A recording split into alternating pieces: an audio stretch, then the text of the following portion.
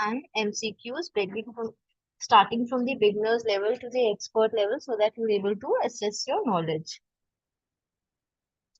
Then a very unique feature of Auricle is that we provide you with personalized counseling sessions. So apart from the academic support, if there's any non-academic support that you need, you're always there. So feel free to book a slot with us anytime as per your convenience, and we're willing to guide you.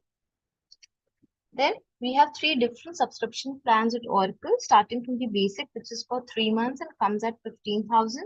Then the standard plan, which is for 6 months and it comes at 30,000. And then the mentorship plan, which is for 12 months and it comes at 50,000. In the mentorship plan, you have live doubt clarification sessions, you have personalized counseling sessions, and also notes will be provided. Then you can get additional 20% off if you use my promo code as displayed here on the screen. And introducing you to the internal exam marathon series. So this series has been specifically designed to cater to your university exams, which are approaching very soon. So this is a rapid revision series of all important topics, so that we're trying to cover the most frequently and important asked questions in the exam. Volatile quick facts will also be covered. Apart from that, multiple choice questions will also be there, so that we can assure you top-notch grades in your exams. Okay, so let's begin with the classification of enzymes. So there are 6 major classes of enzymes. That is oxidoreductases, transferases, hydrolases, lyase, isomerase, and ligase. So these are the 6 major classes of enzymes. We will be discussing each one of them one by one. And after we're done with this classification, you've studied about these classes, you will realize that it will be very easy for you, to learn the enzymes of the metabolic pathways that we've already discussed. So you will be able to relate, okay, you will not have to mug up the enzymes. Even if you do not know the specific name, for example, for some reaction, if hexokinase or glucokinase, some specific enzyme or some other kinase is required, maybe you do not remember the specific name, but you will be able to at least understand that a kinase is required. There's a transfer of phosphate group. Okay, if you're splitting a molecule, you know that a lyase is required, or if two substrates are joining together, you know a ligase. Maybe you do not know the proper name, you're not able to recollect, but at least you'll be able to know the class of the enzyme required. Okay, and I think if you able to like understand and relate that much, that's more than sufficient. Okay.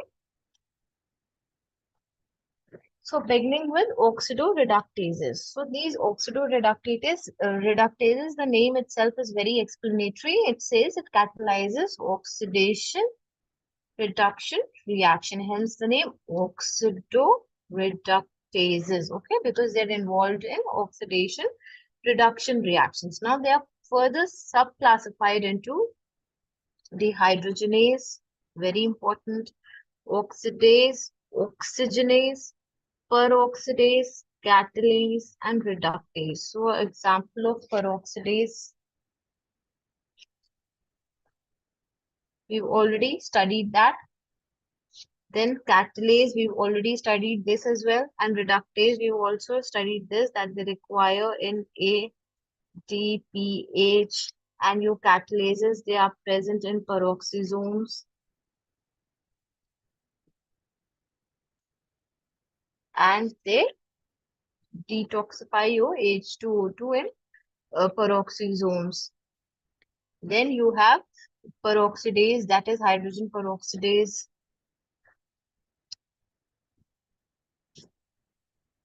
Okay, so now let's begin with dehydrogenases. So the most important is dehydrogenases in these subclasses. So they remove hydrogen from the substrate and donate it to another substrate. Okay, and usually they are B complex vitamin. So we've already studied B complex vitamins, and there we've seen how they were acting as coenzymes. So your dehydrogenases, they are going to remove, for example, this is a substrate. So they're going to remove this hydrogen from the substrate and they're going to give it to another substrate. Okay. So that is what is they doing? They are doing. And so this is, what is it? This is actually oxidation reduction. Okay. Addition or removal of hydrogen or oxygen is only your oxidation reduction. Okay. So these are your hydrogenases and they remove hydrogen from one substrate and give it to another substrate. Now, for example, so NAD, it can act as a hydrogen acceptor and become NADH. That means you've already seen such reactions. Okay. So what was happening? There was, suppose, this substrate A. So the hydrogen from this substrate, it was being removed and it was being given to what? It was being given to NAD. So this NAD was becoming NADH. Okay, so we've already studied these reactions. Okay, the NAD involving reaction. So with the exception of the following enzymes, everywhere else where there is a dehydrogenase, your NAD is changing into NADH. So all the dehydrogenases that you see, basically they are involving NAD with the exception of the enzymes that I've listed here. So apart from these dehydrogenases, rest all of them, they require NAD. And what are the exceptions? Firstly, where FAD is required, FAD is changing into FADH2. Those reactions are your succinate dehydrogenase. Okay, remember succinate dehydrogenase, it was involved in TCA. So here, this is one of those dehydrogenases where not NAD, but FAD is required. Okay, so here FAD is the hydrogen acceptor. Then acetyl-CoA dehydrogenase, this was in beta oxidation. Okay, so here also NADP was changing into NADPH. Okay, so these are the reactions. Sorry, in acetyl-CoA dehydrogenase, your FAD was changing into FADH. Okay. Now the reactions where NADP is changing into NADPH. So these are the first two reactions of HMP. That is the oxidative phase. Then the cytoplasmic isocitrate dehydrogenase and your malic enzyme. So these are the dehydrogenases where your NADP is acting as the hydrogen acceptor and succinate dehydrogenase and acetyl-CoA dehydrogenase, there your FAD is acting as the hydrogen acceptor. Now, apart from these, wherever you see a dehydrogenase, you know, NAD is the hydrogen acceptor there. So that was briefly about your dehydrogenases. So remember this main point that they remove hydrogen from one substrate and donate it to another substrate, and they're usually B complex vitamin NAD, FAD, NADP. Okay. Now oxygenase. What are oxygenases? These are enzymes which directly add oxygen to the substrate too. So what are oxygenases? You have a substrate, and to this substrate, what is being added? And oxygen is being added. Okay. So that is your oxygenase enzyme. Now there are two types of it. That is monooxygenase and dioxygenase. So your monooxygenase, they incorporate only one atom, single atom of oxygen. Okay. So this is known as mixed function oxidase. The example being tyrosine hydroxylase, phenyl hydroxylase, tryptophan hydroxylase, 7-alpha hydroxylase, cytochrome P450. So you see, mostly your cytochromes and hydroxylases that are involved in hydroxylation reaction, they are your monooxygenase. Okay, so they're adding a single atom of oxygen to the substrate. Now, what are dioxygenases? They add both atoms of oxygen to the substrate. And your example being tryptophan dioxygenase, homogentisate dioxidase. Remember this? We studied this in tyrosine metabolism. So that was about your oxygenases. Now, talking about oxidases, these are those enzymes which remove hydrogen from the substrate and it always donates it to oxygen. Okay. So what is the difference between your dehydrogenase and your oxidase. In your dehydrogenase, what was happening? See, your dehydrogenases, they were also removing a hydrogen, but they were giving it to any substrate. Okay, the acceptor can be any substrate, and which was usually B complex vitamin. But here you see your oxidases, they are removing hydrogen. This is similar, but here the always your acceptor will be oxygen. Okay, so the hydrogen acceptor is always oxygen. So that is the difference between oxidases and your dehydrogenases. Example being cytochrome C oxidase, monoamino oxidase. Okay, so that was about dehydrogenases. Now moving to the next class of enzymes, that is transferases. Again, the name itself is very explanatory, self-explanatory. Transferases. That means it is involved in transfer of something. So what is it transferring? It transfers functional group from one substrate to another. Okay.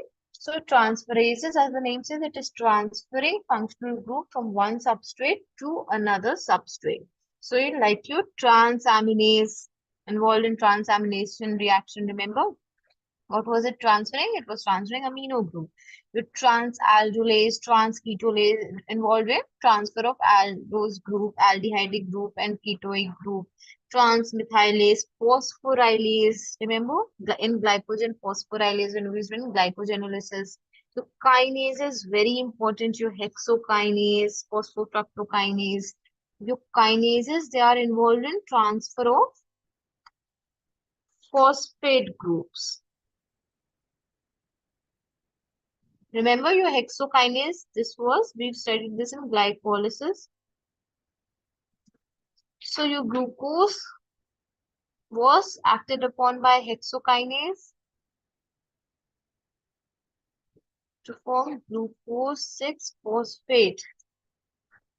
So you see, this was your glucose, and at the sixth position of the glucose, what was happening?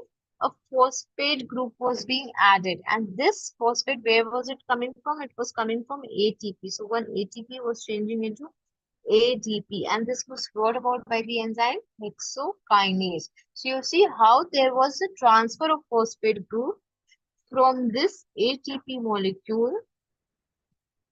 This phosphate was transferred to this glucose to form glucose 6-phosphate. So that was kinases for you. Now moving on to hydrolase. So your hydrolases, they break covalent bond like the carbon-carbon bond, carbon-nitrogen bond, carbon-oxygen bond by adding water. So these bonds are broken. That is, covalent bonds are broken. How they are broken?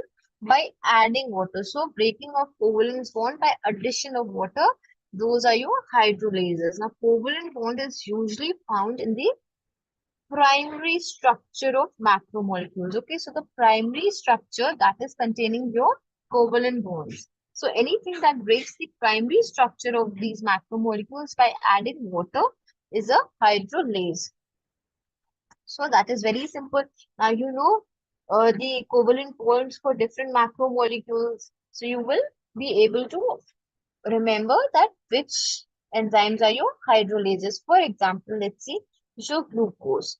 So your primary structure of glucose, if you add glucose monomers together, how are they joined? They're joined by glycosidic bonds. So the covalent bond in glucose is your glycosidic bond. So the enzymes or the hydrolases that break your glycosidic bond, they are your amylase, maltase, sucrose, lactase.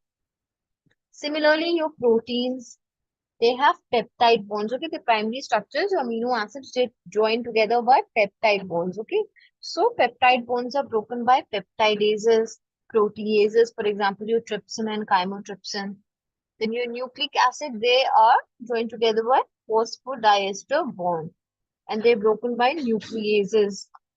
They can be endonucleases and exonucleases.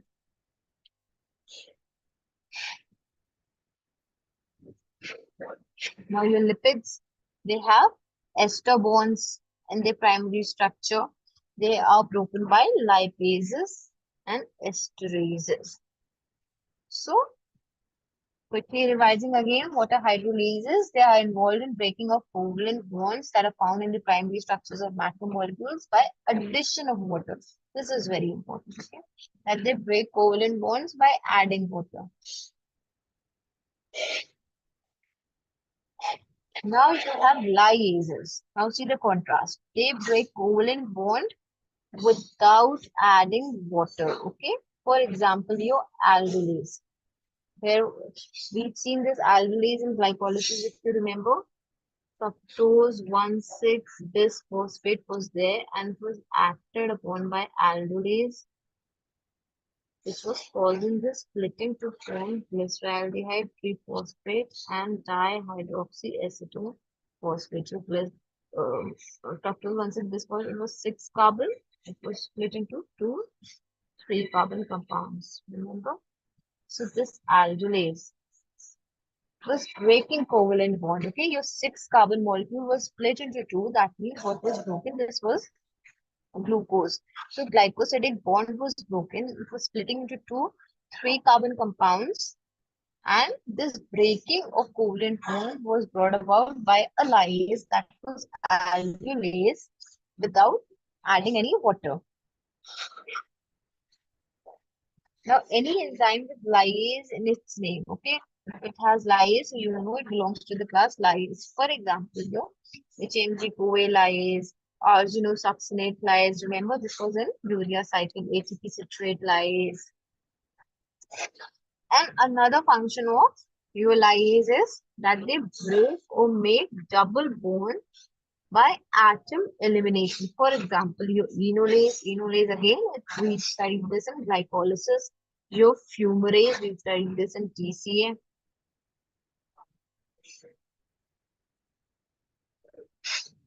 Let's study the example of enolase, okay? Here.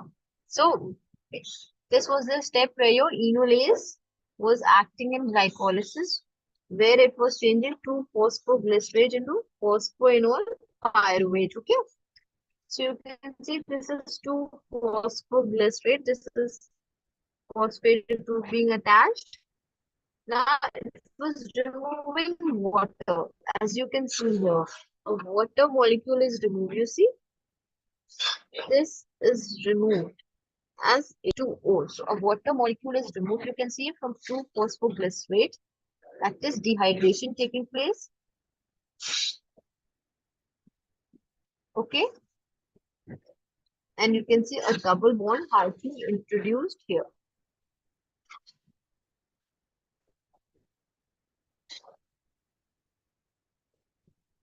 Okay. So that was enolase. So as it says, it breaks or makes double bond.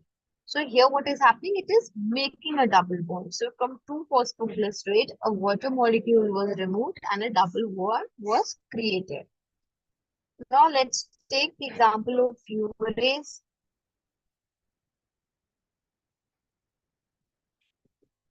So what is happening to fumarase?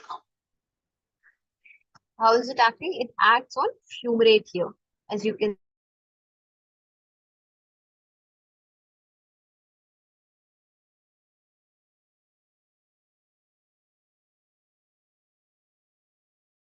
see. So this is how it is breaking a double bond. And in the previous case, your enolase, it was making a double bond. I think the screen was stuck, so I'll take this again. Your enolase, it was acting upon 2-phosphoglycerate. So it removes a water molecule, as you can see, from 2-phosphoglycerate. This is removed as H2O, dehydration taking place, and a double bond has been introduced here. A double bond is created.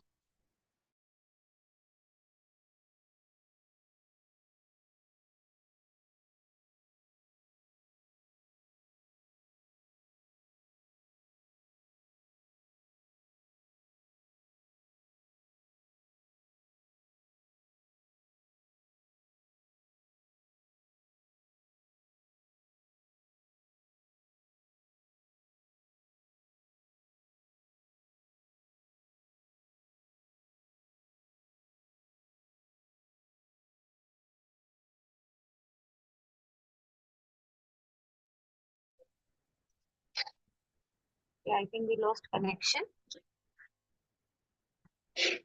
Okay. So we've discussed about lyase, that lyase is involved in breaking a covalent bond without adding water, whereas your hydrolase, it was breaking a covalent bond by adding water. Your example of lyase being your enolase and fumarase and all the other enzymes which has lyase in the name, like ATP citrate lyase, arginosuccinate lyase, HMG-CoA lyase. Okay, these are few examples. Moving on to isomerase. And again, the names are very explanatory, okay?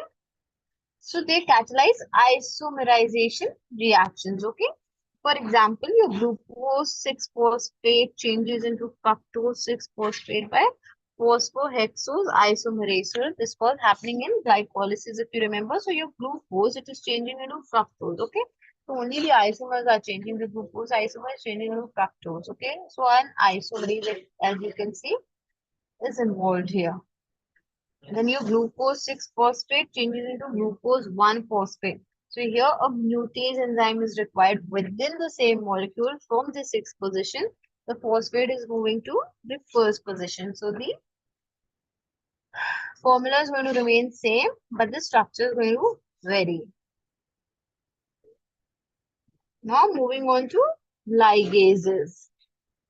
What are ligases? They join two substrates, okay? So two substrates are joining together like A plus B to form C, that is ligase for you. So it makes a covalent bond and ATP is required. For example, you have so your carboxylases and your synthetases, this if you remember in gluconeogenesis, you see this pyruvate. This is a 3-carbon pyruvate and a carbon dioxide was being formed 4-carbon oxaloacetate. So what was happening? This is a carboxylation reaction.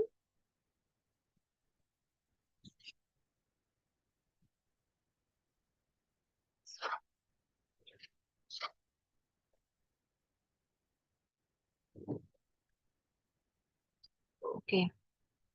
So your pyruvate changing into oxaloacetate, the enzyme was pyruvate carboxylase. Remember this? This was taking place in gluconeogenesis. So your 3-carbon pyruvate was changing into 4-carbon oxaloacetate. So this was carboxylation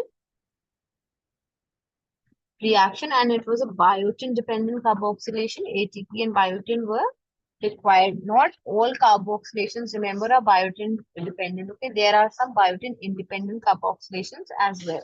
So with this, we come to the end of classification of enzymes. So we've discussed all the major classes of enzymes. Now moving on to isoenzymes. So this is the last and an important topic in enzymes. So after finishing isoenzymes, we'll be done with enzymology. And then we begin our next unit in marathon series from our next class. Okay, so let's begin with isoenzymes. So what are functional and non-functional enzymes? First, we'll discuss that. So for functional enzymes, your plasma is containing many functional enzymes, okay, which are actively secreted.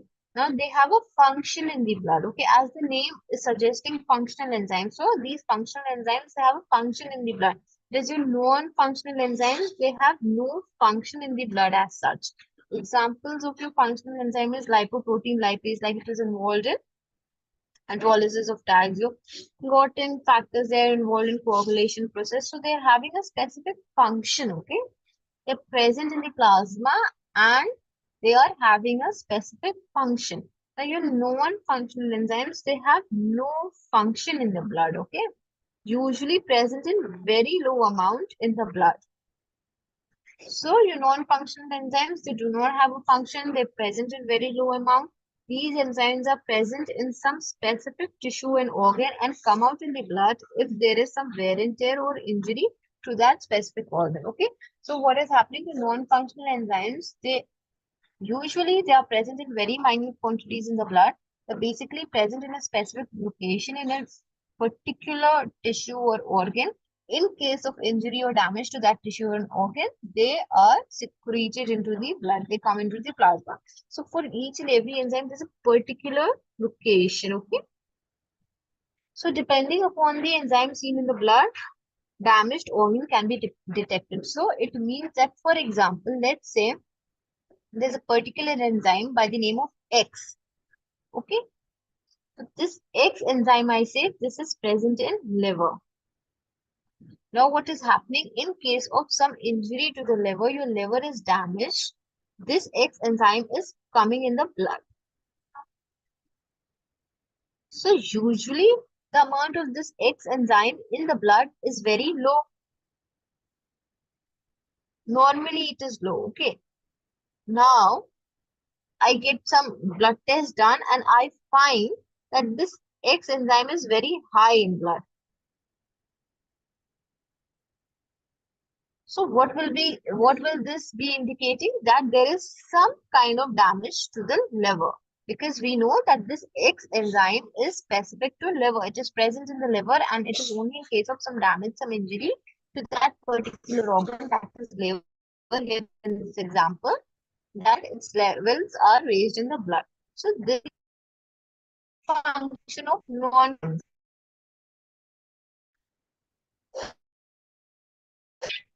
Okay. Now moving on to isoenzymes. So isoenzymes are physically distinct form of the same enzyme catalyzing the same reaction. Okay. So your isoenzymes, they are isoforms of the same enzyme and they catalyze the same reaction. Now talking about the properties of isoenzymes. So isoenzyme may be product of different genes. They may be product of different genes. For example, your salivary amylase and pancreatic amylase. So both your salivary and your pancreatic amylase, they are amylases, okay, they are involved in the digestion of carbohydrates, but they might be products of different genes, okay, coming from different genes. So that is the first property of isoenzymes. Then they are made of different subunits. For example, your LDH, it is made up of H and M subunits. Your creatine kinase, it is made of M and B subunits. Okay, so they're made of different subunits. Now they have different electrophoretic mobility, which differ in heat stability. So some may be heat stable, some may be heat labile. For example, you heat stable alkaline phosphatase, and there's another kind of alkaline phosphatase, which is heat labile. Then Km or substrate specificity may be different. For example, your glucokinase and hexokinase, one has a higher affinity for glucose and the other one has a lower affinity. Cofactor requirement is also variable. For example, your cytoplasmic isocitrate dehydrogenase, in that your NADP is converted into NADPH. And for your mitochondrial isocitrate dehydrogenase, the NAD is converted into NADH. So the coenzymes required by both of them is different. Different tissue localization. For example, your LDH, it is present in heart, and then you have certain isoforms which are present in RBC, spleen, skeletal muscles. Okay. So different isoforms may be present in different locations. Then they have different physical properties. So that was about properties of isoenzymes. Now we'll take different isoenzymes one by one and see that if their levels are raised in which of the following conditions. So they act as biomarkers, okay? So these are what are biomarkers, and biomarkers, they are an important topic, okay? So pyruvate changes into lactate by lactate dehydrogenase. So that is the enzyme we're going to talk about. So pyruvate changes into lactate. The enzyme is lactate dehydrogenase. Okay, now this lactate dehydrogenase, it is a tetramer made up of two types of subunit, that is H and M. So it has 5 different isoforms depending upon that. The first one being LDH1, type 1, which is H4. That means here the tetramer is made up of the same subunit H. So H, H, H. Okay, so this is the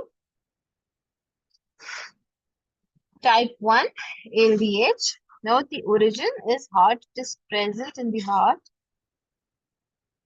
And percentage in serum, that is 30%. Okay, out of the total, 30% of the LDH is your type 1.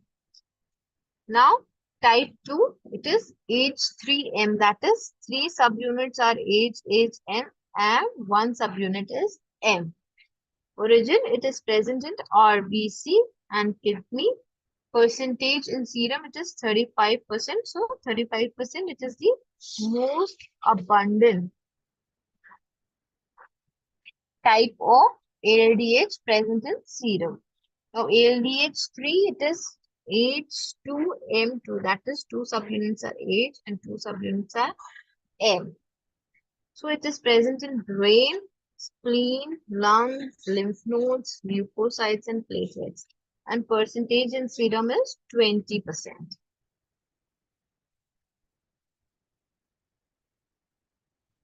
Now, LDH type 4, it is H and M3. That is, 1 subunit is H and 3 subunits are M. It is present in liver and skeletal muscle, and percentage of serum is 10%. Now, type 5 LDH, it is M4, M, M, M, M. It is present in liver and skeletal muscle, and percentage in serum is 5%.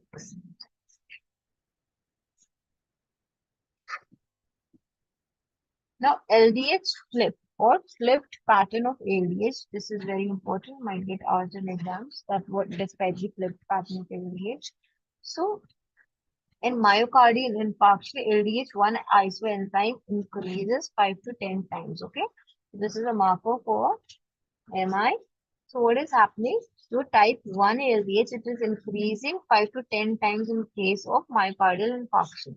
So normally in blood, as we've seen, your LDH type 2 concentration is greater. That is 35% as we've seen already.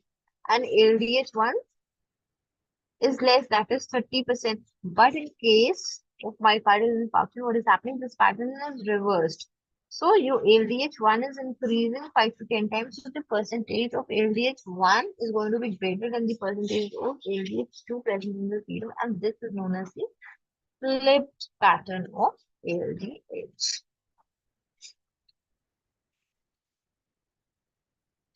Now moving on to creatine kinase. Now it is a dimer, unlike LDH, which was a tetramer, and the two monomers are M and P. KPK1, that is B and B form, it is found in the brain. So MB, it is found in the heart, and MM, it is found in the skeletal muscles, and your creatine kinase is the best marker for detection of early cases of myocardial infarction, especially which isoform, your MB form, okay, since it is present in the heart.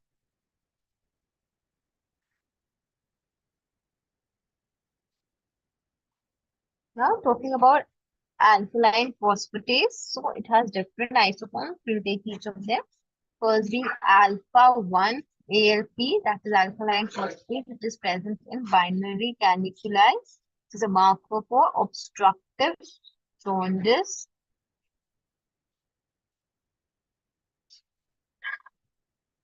and metastatic carcinoma of liver. So these are just facts and you have to remember them. There's nothing much that I can explain. Alpha 2, it is a heat labile alkaline phosphatase. It is present in the hepatic cells. So it is increased in case of hepatitis. So it is a marker for hepatitis. Alpha 2, which is a heat stable ALP. It is also known as placental ALP or Reagan isoenzyme. It is present in placenta. So these are all like for MCQs, okay, which of the following is Reagan isoenzyme or which of the following is placental ALP, okay? They are considered as tumor markers for various tumors, and it is the most heat stable alkaline phosphatase. A pre-beta ALP, it is present in bones and increased in bone disorders. Gamma ALP, it is present in intestine and increased in ulcerative colitis. And your leukocyte ALP, it is present in WBCs. Enzyme profile for liver diseases. So your hepatocyte injury indicators, that is, there is some damage to the liver cells, okay? So your aminotransferases, your AST and ALT levels will be increased in case of some damage to the liver cells. Then your cholestasis indicators, they are your alpha-1 ALP, 5 nucleotidase, GGT, okay? And your GGT is the least specific for cholestasis. It is basically a marker for your alcoholic liver disorders. Okay? Now, enzyme profile in pancreatitis, your amylases, but now it is not very specific because it can be both salivary and pancreatic amylase. So you do not know it is which of the two it is. So amylases is not a very specific test for pancreatitis. Okay. Then lipases, it is more specific. That is angioenzyme being pancreatic lipase. Now, enzyme profile in prostate cancer, the main one being the prostate specific antigen, that is increased in case of prostate cancer. And marker for bone diseases, that is your pre-beta ALP, serum osteocalcin, serum propeptide of type 1 collagen. So these are all involved in synthesis of bones, okay? So these are markers for bone formation. So with this, we come to the end of today's lecture and also the end of our unit enzymology. So if you have any queries, you can ask.